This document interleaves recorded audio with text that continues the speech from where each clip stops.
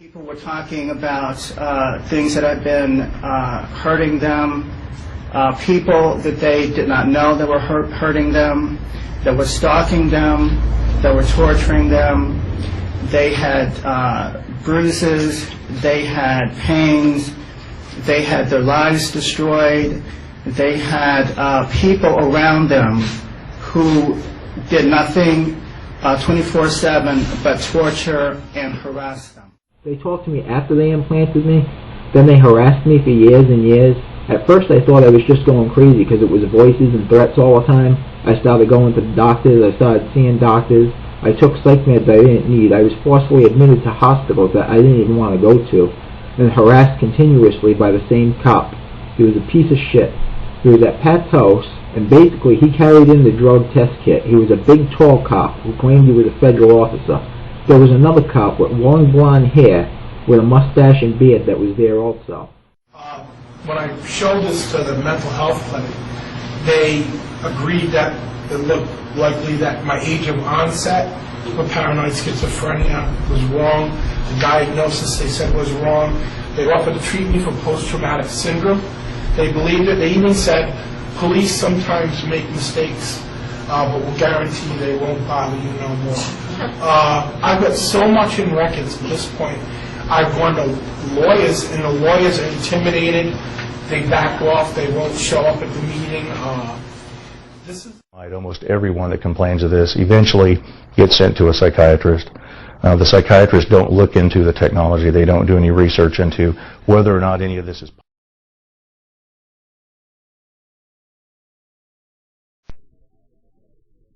Psychiatry is today over a $300 billion industry without a single cure. And as more and more breakthroughs are promised by psychiatrists, their running total of sick, injured, and dead victims continues to escalate. Unprotected, it is the public, you, who must fend for themselves. Pays for about 2/3 of all the review of drugs. So in addition to the lobbying, the $200 million that James Steele talked about, there are direct cash payments under a 1992 law that the Congress unwisely passed. So we have lots of problems with this industry. It does a lot of good things, but it is increasingly a menace in this country and abroad. As part of globalization, we've globalized human experimentation, and it's a pretty nasty business. I'm in pain 24 hours a day, 7 days a week. Anybody with a back pain can understand something like that. Anybody with eye pains all the time, they have gone ahead and have put cardiacs in your eyes. People have gone blind. I'm not blind yet. Now, all of this is caused by the 24-hour attacks to your body, and we're talking, they can trip you. They can make you fall down. They can make you go to sleep. They cause you fatigue. They can choke you in your mouth. They can burn your mouth so that steam is coming out. Varying in shifts, 3 to 4, 3 to 5 people. It varies and changes. This has been going on for coming up on a year. It's all day long. Medication has not and does not help or work. They are basically harassing me all day long for the purpose of reading my thoughts, reading my memories, mapping, I guess, whatever fluctuations or emotional memories or whatever it is that they're documenting or getting. I woke up today with EMF pressing on my head and somebody accusing me of crimes. When I play Julio Iglesias Jr. music, when I was playing the air, they would attack me. They're hitting me a lot on my anal area with the harp weapons as frequencies, which is a violation. And I started getting needle marks on my body twice a day. This has been going on since March 2005. I've been getting needle marks on me twice a day. And industry, aside from what we just heard, which in terms of human experimentation is a major violator of both criminal and civil laws in the United States. I'd just like to add something to what James Steele said, which is we call this industry the Human Experimentation Corporations. The biggest human experimentation corporation is right here in the United States. It's called Quintiles. They do experiments for drug companies as quickly as they possibly can all over the world. We found an ad from Quintiles that sells to the drug industry. We help you recruit drug-naive subjects in many developing countries. So this industry... Drug companies have used this myth to make billions moving vast quantities of psychotropic drugs into the bodies of unsuspecting consumers. The public has paid the ultimate price. An estimated half of all Americans who commit suicide are on psychotropic drugs. Annually, psychotropic drugs are estimated to kill more than 2.5 times more people than are killed by homicide. And who is entrusted with protecting the public against these dangerous psychotropic drugs?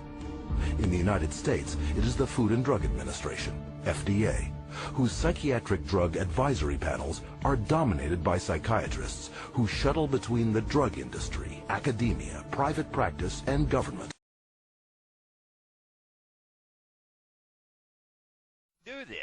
They do this to a lot of targets like myself.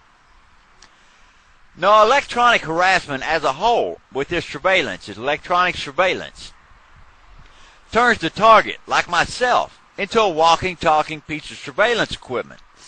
They have the ability to see through my eyes in real time, hear through my ears, everything that's said. And this was for top-level diplomats traveling abroad. I have no home to go to. I have no hope in humanity. I have no friends, no family. Everybody says I'm crazy or I'm on drugs, and you know, they count on that. They count on that to say you're mentally ill, to have you committed or incarcerated. They count on everyone turning on you so you'll commit suicide. I'm telling you. Part of this issue is that the U.S. loses control, the U.S. government loses control in these foreign trials. I think what surprised us the most about this whole story is that there have always been some foreign clinical trials. That, on its face, is not new.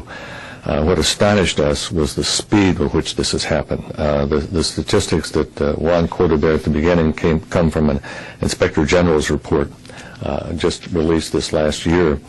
But the speed of this has actually accelerated very much in the last 5 to 10 years. It's not just Western Europe. It's parts of the former Soviet Republic. You've really got to be very, very sane, because the game here is a chase after your sanity. And the last thing you need to have a sense of humor about, and this is the weirdest thing, but you've got to do it, because although you're not targeted specifically by the evilarchy because you're you have been given this experience by God because you are you.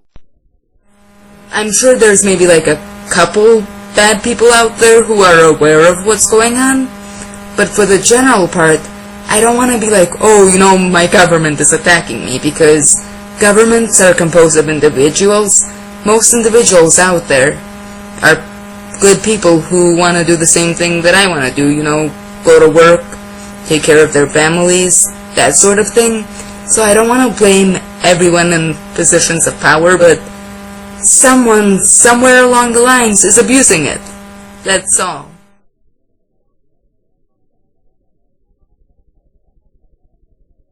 200,000 Americans every year. The award-winning team of Don Bartlett and Jim Steele investigate the globalization of the pharmaceutical industry and the U.S. government's failure to rein in a lethal profit machine. Finally, the drug industry has become the biggest defrauder of the federal government, surpassing even the defense industry.